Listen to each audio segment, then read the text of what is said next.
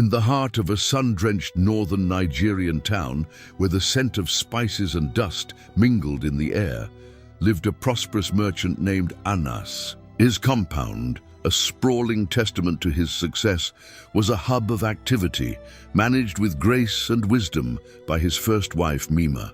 It was into this world of order and respect that a new face arrived, a distant young relative named Amuna, brought by the kind-hearted Anas to assist his wife. Amuna, with her downcast eyes and quiet demeanor, seemed the very picture of humility. She worked tirelessly, her hands always busy, her voice a soft murmur of assent. Anas, ever trusting, was quick to praise her diligence, seeing her as a blessing to their home.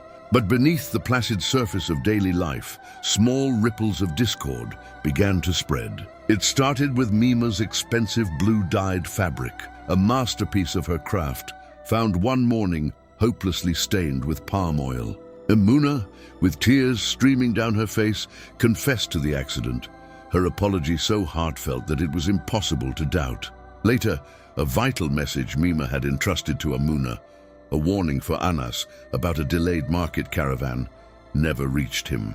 Amuna, when questioned, claimed Mima had never given her the message, her confusion so convincing that Mima herself began to wonder if her memory was failing. Slowly, subtly, the foundation of trust began to crack, with Mima appearing forgetful and careless in her own home. Amuna, now emboldened, began to poison the very air between husband and wife. To Anas, she would whisper in feigned confidence, "Mima seems unhappy with your recent good fortune at the market. Perhaps she feels her own family is not so blessed." To Mima, she would carry a different tale, her brow furrowed with false concern. "Master Anas was asking about the household grains. He worries they are not being managed as they once were." A wall of silence and suspicion, brick by invisible brick, began to rise between Anas and Mima, a couple once known for their open-hearted communication. The warmth that had defined their relationship began to cool, replaced by a tense and unfamiliar quiet. The campaign of sabotage reached its cruel peak during a joyous naming ceremony for a relative's child. A magnificent, intricately decorated calabash, a cherished heirloom passed down from Mima's own mother, was discovered shattered on the stone courtyard. The compound fell silent. Amuna rushed forward, her face a mask of sorrow, confessing that she had seen Mima place the precious gift precariously on the edge of a wall, distracted by the stress of the festivities. Anas, his patience worn thin by the recent string of mishaps, turned his anger not on the servant, but on his wife. He scolded a stunned and speechless Mima in front of their guests, her humiliation echoing louder than the broken pieces of the calabash. Stripped of her husband's trust and her standing in the household, Mima knew she was not losing her mind, but was being deliberately undermined. She understood that to fight shadows, one must first lure them into the light. Announcing to the entire household that she would be making a special offering, Mima placed a small, heavy bag of cowrie shells before the family's ancestral shrine, a sacred spot within the compound.